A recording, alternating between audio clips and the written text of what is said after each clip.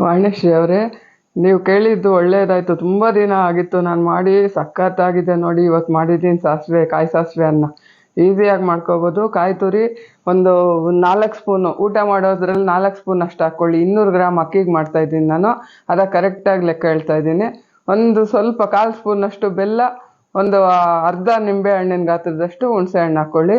ಒಂದು 2 ಬ್ಯಾಡಿಗೆ ಮೆಣಸಿನ್ಕಾಯಿ, 2 ಖಾರದ ಮೆಣಸಿನ್ಕಾಯಿ, ಅರ್ಧ ಸ್ಪೂನ್ ಸಾಸಿವೆ, ಸ್ವಲ್ಪ ಅರಿಶಿನ, ಇನ್ನು ಉಪ್ಪನ್ನು ಹಾಕಬೇಕು. ನೋಡಿ, ಉಪ್ಪನ್ನು ಹಾಕ್ಕೊಂಡು ಸ್ವಲ್ಪ ತರ್ತರೆ ಆದಮೇಲೆ ಉಪ್ಪು ಹಾಕ್ತಾಯಿದ್ದೀನಿ ನಾನು.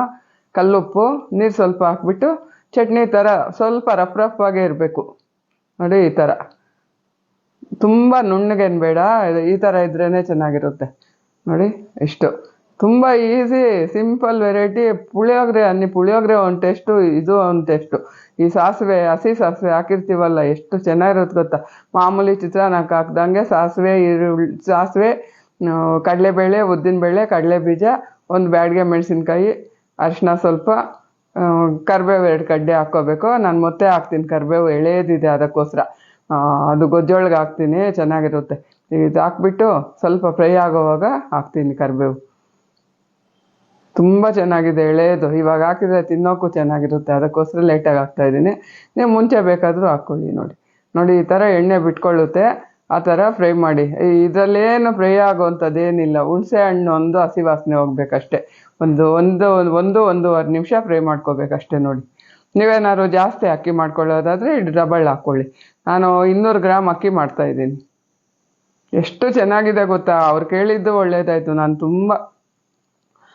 ನಾನು ಲಾಸ್ಟ್ ಇಯರ್ US ಹೋದಾಗ ಅಲ್ಲಿ ಮಾಡಿದ್ದೆ ಮಗನ ಮನೆಯಲ್ಲಿ. ಮತ್ತು ಇಲ್ಲಿ ಬಂದಮೇಲೆ ಮಾಡಲೇ ಇಲ್ಲ, ಮತ್ತೆ ಹೋಗಿತ್ತು. ಎಷ್ಟು ಚೆನ್ನಾಗಿದೆಯೋ. ಈರುಳ್ಳಿ ಇಲ್ಲ, ಬೆಳ್ಳುಳ್ಳಿ ಇಲ್ಲ, ಏನಿಲ್ಲ ಅಂದರೂ ಸಖತ್ತಾಗಿದೆ ನೋಡಿ.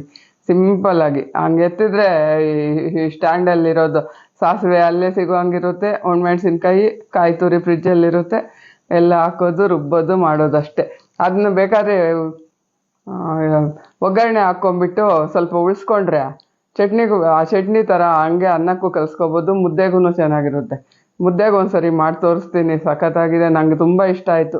ಒಗ್ಗರಣೆನೇ ಸ್ವಲ್ಪ ಉಳಿಸಿಟ್ಟಿದ್ದೀನಿ ನೋಡಿ. ಕಲಿಸಿದ್ರೆ ಆ ಸಾಸಿವೆ, ಹಸಿ ಸಾಸಿವೆದು ಘಮ ಹೆಂಗೆ ಬರುತ್ತೆ ಗೊತ್ತಾ. ಅಂದರೆ ಜಾಸ್ತಿ ಸಾಸಿವೆ ಹಾಕ್ಕೊಂಬಿಡ್ಬೇಡಿ, ಮತ್ತೆ ಕಹಿ ಬಂದುಬಿಡುತ್ತೆ, ತಿನ್ನೋಕ್ಕಾಗಲ್ಲ. ಅದು 200 ಗ್ರಾಮ್ಗೆ ಒಂದು ಅರ್ಧ ಸ್ಪೂನ್ಗಿಂತ ಸ್ವಲ್ಪ ಕಮ್ಮಿನೇ ಹಾಕ್ಕೊಳ್ಳಿ ನೀವು. ನಾನು ಅರ್ಧ ಸ್ಪೂನ್ ಹಾಕಿದ್ದೀನಿ, ನನಗೆ ಸಾಸಿವೆ ಘಮ ಇಷ್ಟನೇ.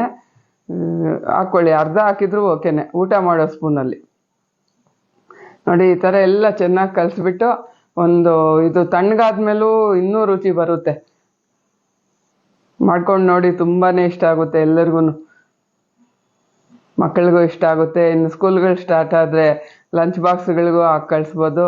ಈ ಥರ ಸರ್ವ್ ಮಾಡಿಕೊಂಡು ನಾನು ಬಿಸಿನ ಕಲಿಸ್ಬಿಡ್ತೀನಿ ಅನ್ನನೂ. ನಾನೇನು ಕಾಯಲ್ಲ ತಣ್ಣಗಾಗೋವರೆಗೂ. ಅಲ್ಲಿ ಅನ್ನ ಕೂಗೋದ್ರೊಳಗೆ ಇಲ್ಲಿ ಒಗ್ಗರಣೆಗೆ ರೆಡಿ ಮಾಡಿಕೊಂಡು ಅದು ಸ್ಟೀಮ್ ಹೋಗೋದ್ರೊಳಗೆ ಕಲಿಸ್ಬಿಡ್ತೀನಿ. ಇಷ್ಟ ಆಯ್ತಾ ಆದರೆ ಲೈಕ್ ಮಾಡಿ, ಶೇರ್ ಮಾಡಿ, ಕಾಮೆಂಟ್